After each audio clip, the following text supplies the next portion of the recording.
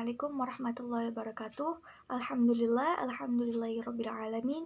Wabihi nasta'in ala umuri dunya waddin. Wassalatu wassalamu ala asyrafil anbiya'i wal mursalin wa ala alihi wa sahbihi ajma'in, amma ba'du.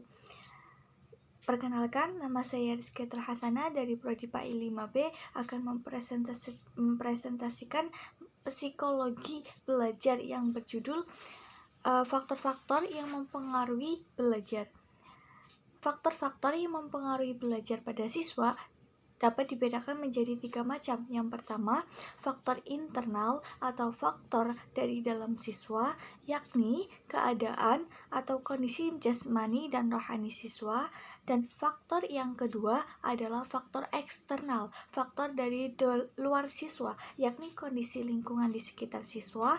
Yang ketiga, faktor pendekatan belajar atau approach to learning, yakni jenis upaya belajar siswa yang meliputi strategi dan metode yang digunakan siswa untuk melakukan kegiatan mempelajari materi-materi pelajaran. Mari kita bahas satu persatu. Yang pertama, faktor internal siswa. Yaitu faktor yang berasal dari dalam diri siswa yang meliputi aspek yang pertama, aspek fisiologis yang bersifat jasmaniah. Yang kedua, aspek psikologis yang bersifat rohaniah. Yang pertama, aspek fisiologis, yaitu kondisi umum jasmani dan tonus tegangan otot yang menandai tingkat kebugaran organ-organ tubuh dan sendi-sendinya, dapat mempengaruhi semangat dan intensitas siswa dalam mengikuti pelajaran. Kondisi organ tubuh yang lemah, apalagi jika disertai sakit kepala misalnya, dapat menurunkan kualitas ranah cipta atau kognitif sehingga materi yang dipelajarinya kurang atau tidak berbekas. Untuk mempertahankan tonus jasmani agar tetap bugar, siswa sangat dianjurkan mengkonsumsi makanan dan minuman yang bergizi. Selain itu, siswa juga dianjurkan memilih pola istirahat dan olahraga ringan yang sedapat mungkin terjadwal secara tetap dan berkesinambungan. Untuk yang kedua, yaitu ada aspek psikologis. Banyak faktor yang termasuk aspek psikologis yang dapat mempengaruhi kuantitas dan kualitas memperoleh belajar siswa. Namun, di antara faktor-faktor rohaniah siswa yang ada pada umumnya dipandang lebih esensial itu adalah sebagai berikut. Yang pertama, tingkat kecerdasan atau intelijensi siswa. Yang kedua, sikap siswa. Yang ketiga, bakat siswa. Yang keempat, minat siswa. Yang kelima, motivasi siswa. Faktor yang kedua adalah faktor eksternal. Faktor eksternal seperti yaitu faktor yang berasal dari dalam diri siswa. Ada 2 macam, yakni faktor lingkungan sosial dan faktor lingkungan non-sosial. Untuk faktor yang pertama, yaitu faktor lingkungan sosial. Lingkungan sosial sekolah misalnya, seperti para guru, para tenaga kependidikan, yaitu kepala sekolah dan wakil-wakilnya, dan teman-teman sekelas dapat mempengaruhi semangat belajar seorang siswa.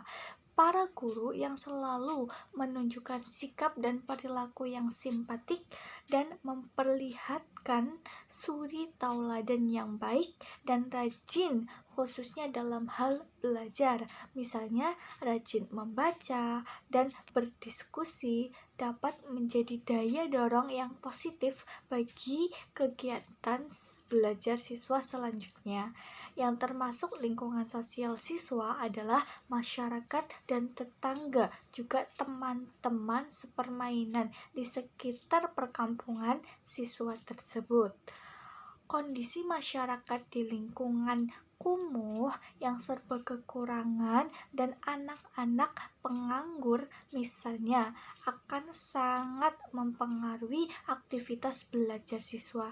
Paling tidak, siswa tersebut akan menentukan kesulitan ketika memerlukan teman belajar atau berdiskusi atau meminjam alat-alat belajar tertentu yang kebetulan belum dimilikinya. Selanjutnya ada lingkungan non-sosial.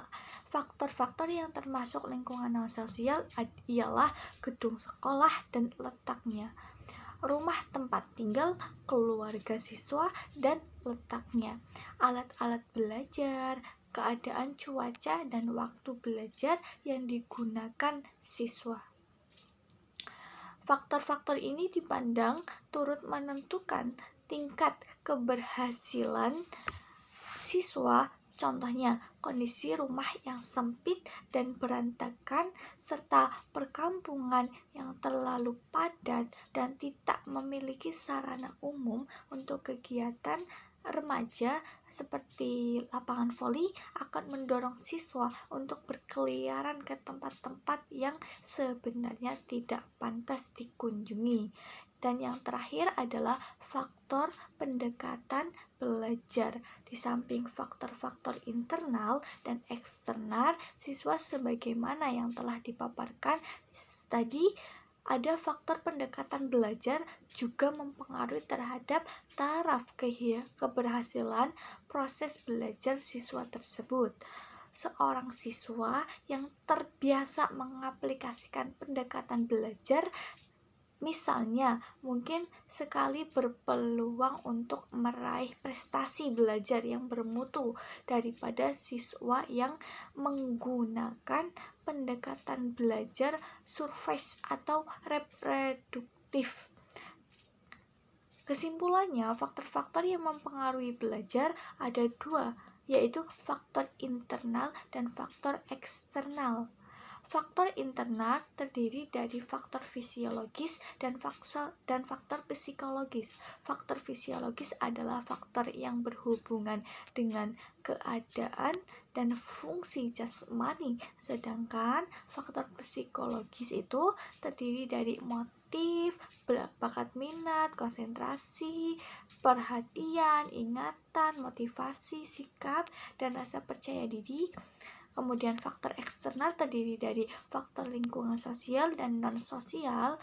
Faktor lingkungan sosial dibagi menjadi 3, yaitu faktor lingkungan keluarga, faktor lingkungan sekolah, dan faktor lingkungan masyarakat. Sedangkan faktor lingkungan non-sosial meliputi faktor alamiah, faktor instrumental, dan faktor materi pelajaran.